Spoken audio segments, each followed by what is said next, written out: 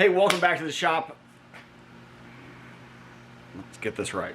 Hey, welcome back to the shop. I'm Chris, you're watching Show Me Repair, and today we have a 2021 Ford Bronco Sport in the shop, and it is in for a water pump. It's got a 1.5 liter 3-cylinder engine, and it's leaking from the water pump, so we're going to go ahead and replace that. It's also in for a groaning noise when backing up and applying the brakes. There is a technical service bulletin to replace some bushings in the caliper brackets, so we're going to go ahead and do that. Let's get started. I got to drain the coolant. I'll do that off camera, but I'll show basically trying to replace this water pump because it's visible on the side of the engine. It's belt run or belt driven, but it's just kind of in an awkward spot. It seems like it's directly in from the structure of the body, so it's going to be kind of difficult to get to, I think, but I'll take you along. Okay, I haven't drained the coolant yet, but the first thing I did is pull the wheel off. If you can't pull the wheel off, you probably shouldn't do this job. Just throwing that out there. Not trying to be rude, but it's kind of imperative to that anyway. I don't know if that was a joke or I'm trying to be funny, but I have a weird sense of humor. Next thing, pull this inner fender out. I see a couple 7mm here, and then plastic clips to get the inner fender out. Once I get that out, hopefully we'll get a good view of that water pump, and then maybe the next thing I do is drain the coolant.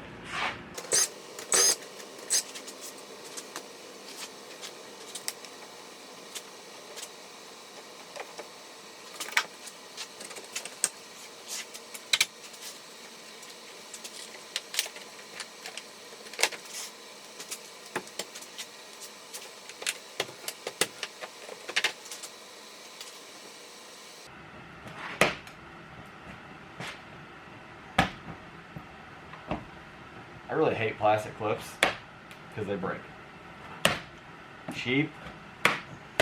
It reminds me of a old beer commercial from, actually they may still do it. Whenever I was living in St. Louis, there was a place called Cheap Beer, and it had a chicken that was the mascot, and it was cheap fun, I think, or something like that. Cheap Beer was the, if you live in the St. Louis area, you probably know what I'm talking about.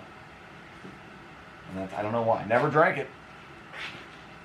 It just didn't sound, it was probably Bud Light.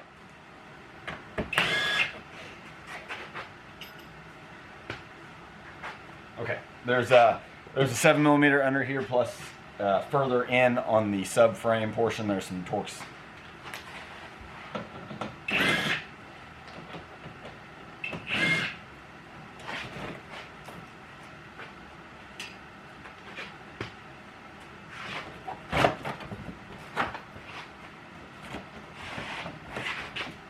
And there's some more back here.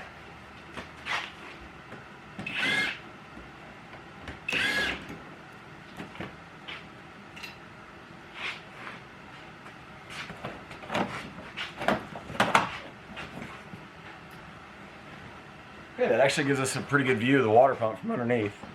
I just realized it's got a stretchy belt. Once I get the belt off, I've got a stretchy belt tool. Hopefully it does it. It seems like every time you get one of those stretchy belt tools, they redesign something on a car and you have to get a different one. Okay, to get to the drain plug for the radiator, it's on the lower driver's side of the radiator. I need to pull this shield off underneath, and then I should be able to get right to it. Looks to be a bunch of Torx, probably T27 or T30. Make it a little awkward.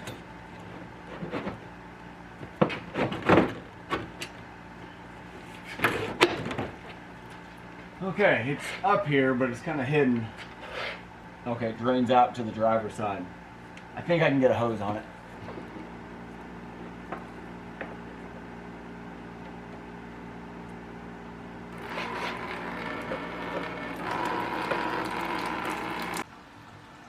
Okay, let's get a better look at this. You can see the crank pulley there on the left, AC compressor on the right.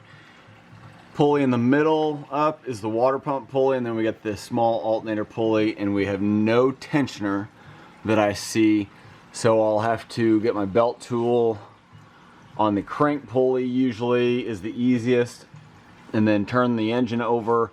I think I'm gonna have to take this charge air cooler pipe loose to get the tool in there. Sometimes taking it loose, you can use like a pry bar and start cranking the engine over and put the pry bar on there, but I don't want to. This is plastic and I don't want to break it, so I'm gonna put you guys up on the tripod and see if I can show you doing this. Okay, what I was able to do actually, without removing this charge air cooler pipe, there's a bracket that bolts up to the engine with two 8mm bolts. It is the bracket that holds this charge air cooler pipe in place by a 10mm stud or nut with stud. So I took the nut loose, took my rubber hose loose from it, I took the 8mm bolts out, and at that point the charge air cooler pipe can drop out of the way. And that should allow me to have access to this belt much better.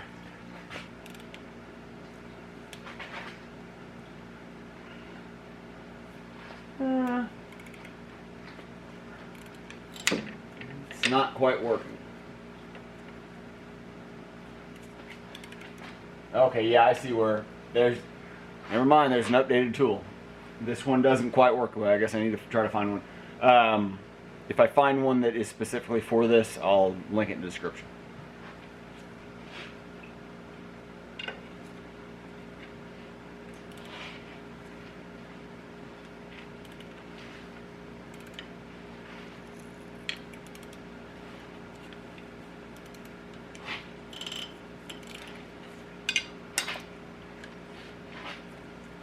Pretty easy.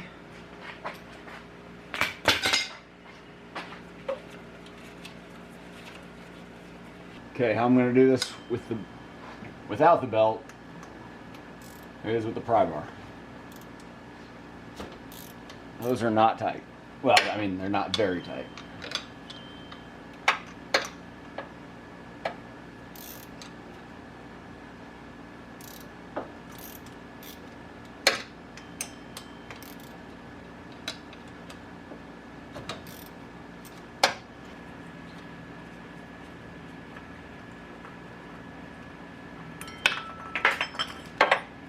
Six bolts holding it on. They look like maybe a T35, T40. Okay, the 6 bolts to take off are not Torx bits. They are the, I believe the tamper proof, or I forgot, Torx Plus I think it might be, but I'll put a link in the description.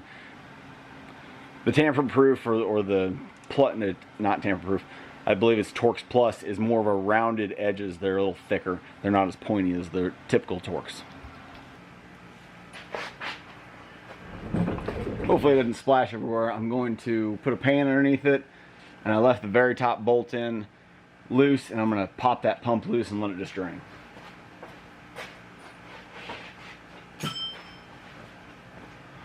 Be ready to pull the camera out of the way. Ooh, there it goes.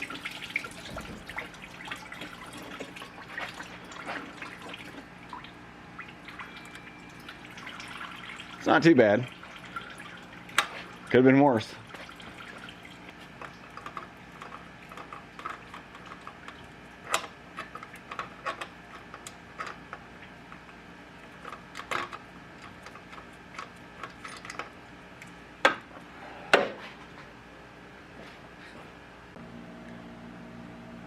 Okay, I've got the water pump out. I'm just going to wipe down the surface, make sure it's nothing crusty around the edges. Being this new of a vehicle, probably nothing there to worry about, but it's just how I am.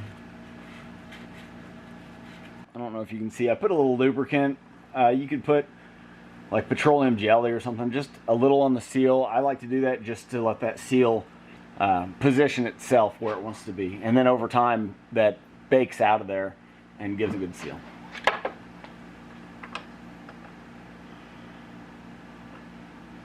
There are 2 dowels that need to be lined up for it, which there's one.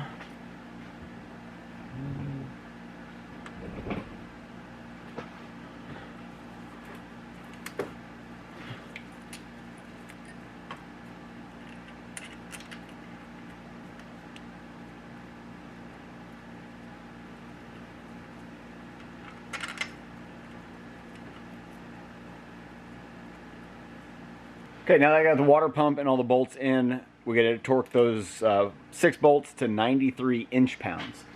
Let's see if I can get in there and do this.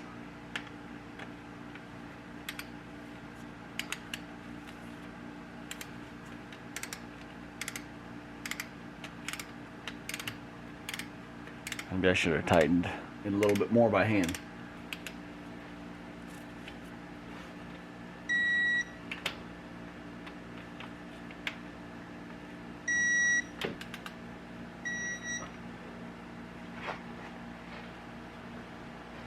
Now that we got the water pump torqued down, we're going to put the pulley back on and torque the pulley bolts to 18 foot-pounds, but I'll probably get the belt on before I actually torque it all the way down.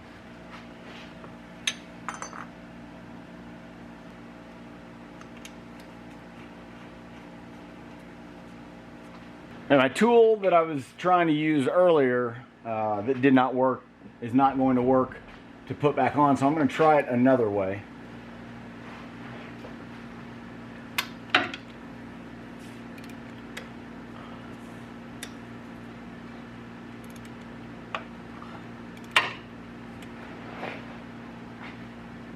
Maybe I...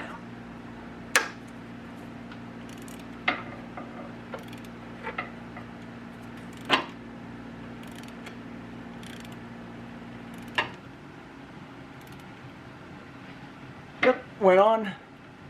That one was actually fairly easy. Okay, now we need to torque the bolts to 18 foot-pounds. Without. There's 15. There's 18. I think we're going to be able to do it.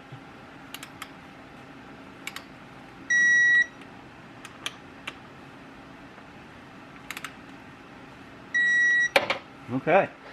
Try to stay out of the way. Now that we've got all that back together, I'll put the intercooler pipe partially together.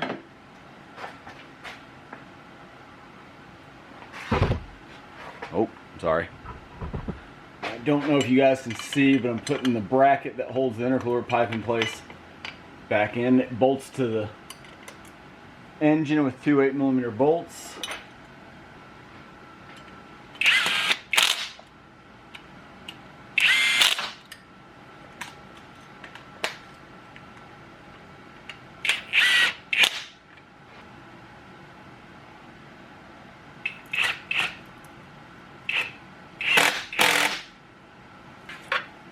Okay, now that that's all back together, we'll put the lower engine shield and the inner fender in.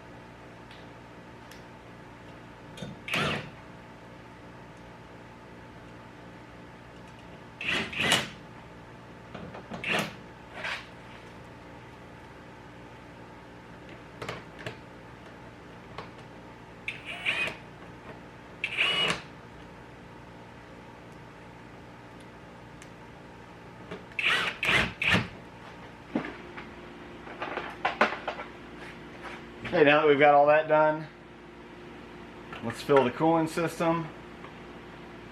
It's maybe more difficult. I think I need to go lower.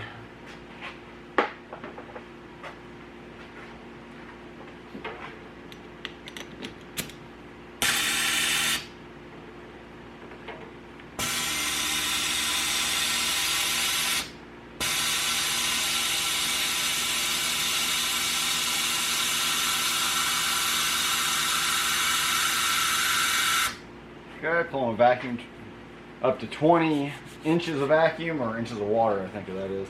Actually,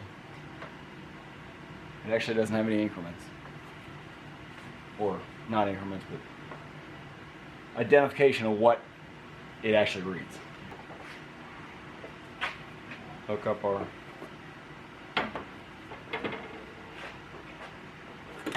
damn it.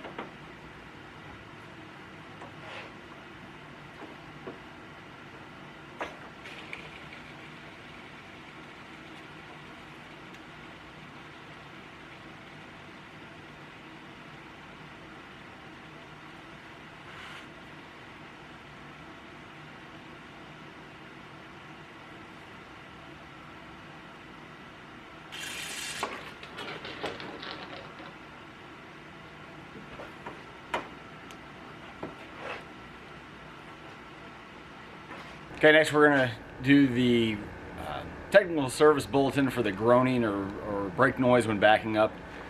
This is the part kit. I'll try to find a link in the description, or if you need this, shoot me an email and I can get you a price on it. So you'll need 2 of these, 1 for each side, and in the kit, 2 bushings.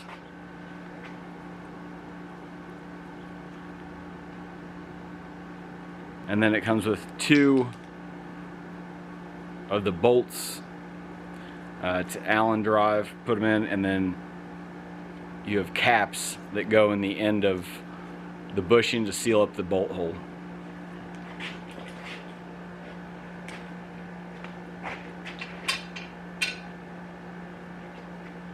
And then we'll use, be pretty liberal with the dielectric grease when assembling it. That way everything goes together smooth and stays lubricated after.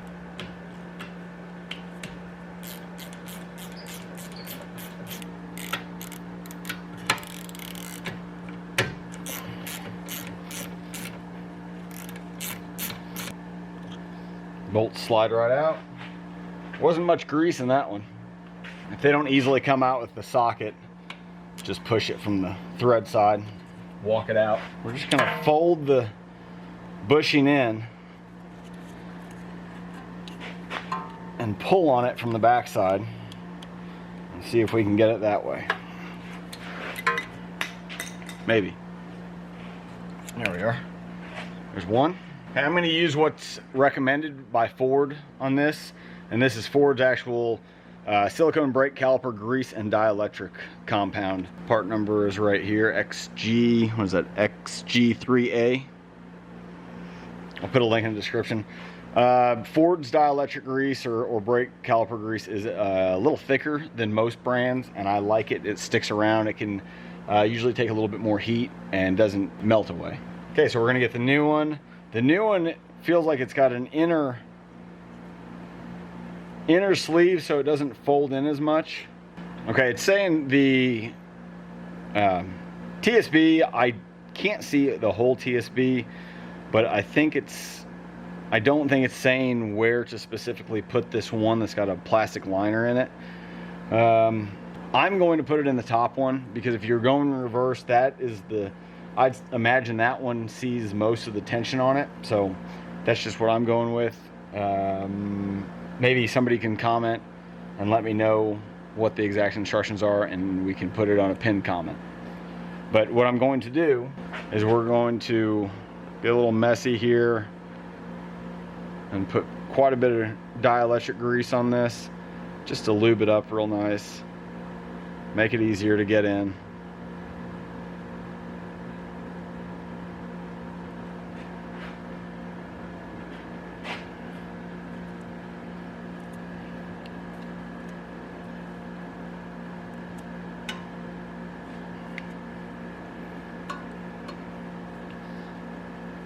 Maybe. Easier said than done. Okay, I'm gonna partially put it in there and then use a screwdriver to walk and try not to tear.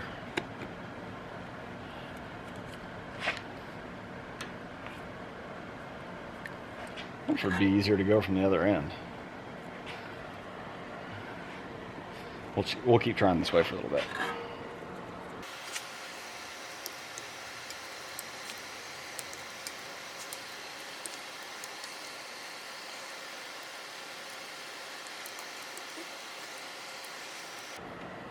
man, I felt like I was so close.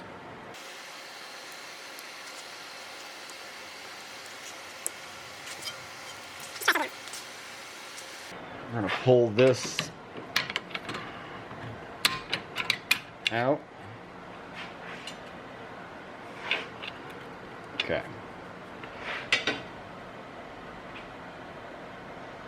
Grease this puppy up again.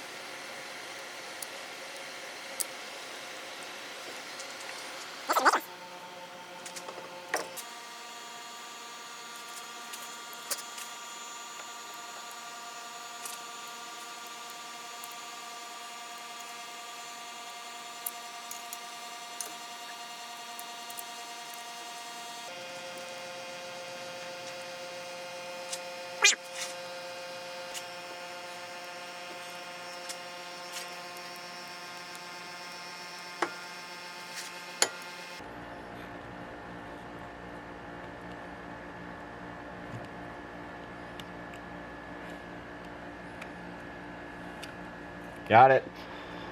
Oh man. Yeah, you just gotta slowly walk it all in there.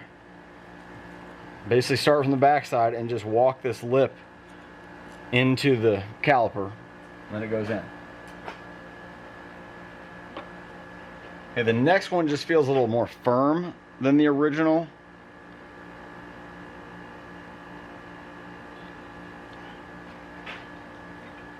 I'm hoping it goes in easier.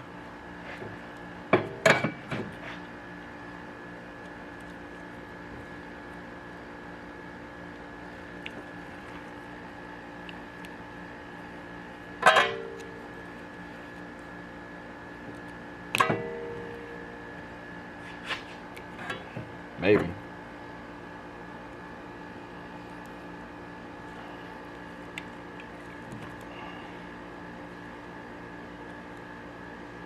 Yeah, that one went in just a little easier.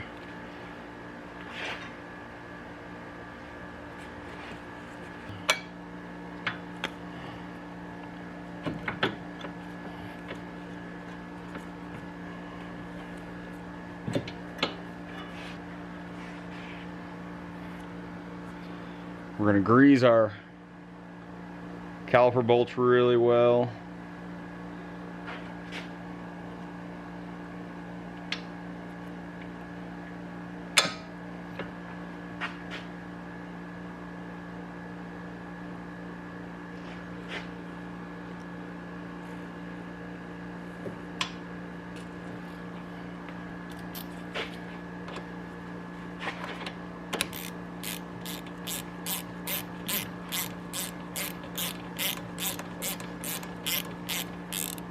Get that one started, then move on to the other one.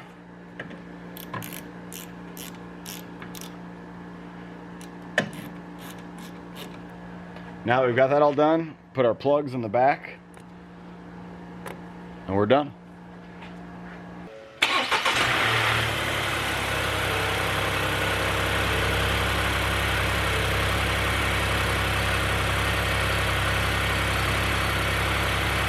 Okay, now that I've got it running, I will let it sit and idle and get up to temp.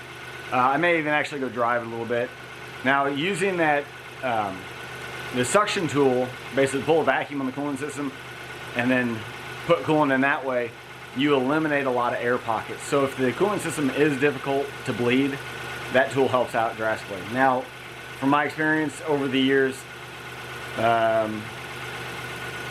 probably starting in around 2000 or so, a lot of the manufacturers start doing a lot of good things to where they make the coolant systems where they said they eliminate air pockets or the chance for air pockets, and so it helps out drastically.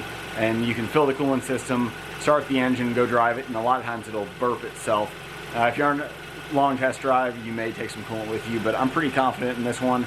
I don't really need to take any coolant because it's already over full right now. And so once it gets up to temp, it'll probably be in the full range, and that's kind of like what I like to do with vehicles. I'd rather have a little bit more than less. Okay, just got back from testing it, popped the hood, checked the coolant level, and it is at max, so that's perfect.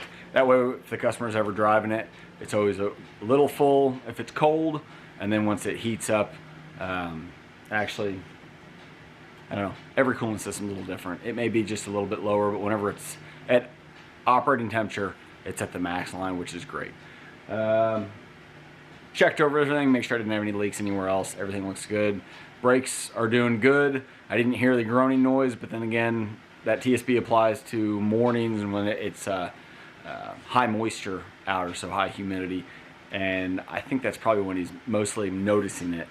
But anyway, I'm done with this. Another job done. I hope this helped you out if you were getting ready to do either of these jobs. But I'll see you in the next one. Thanks a lot. See you later.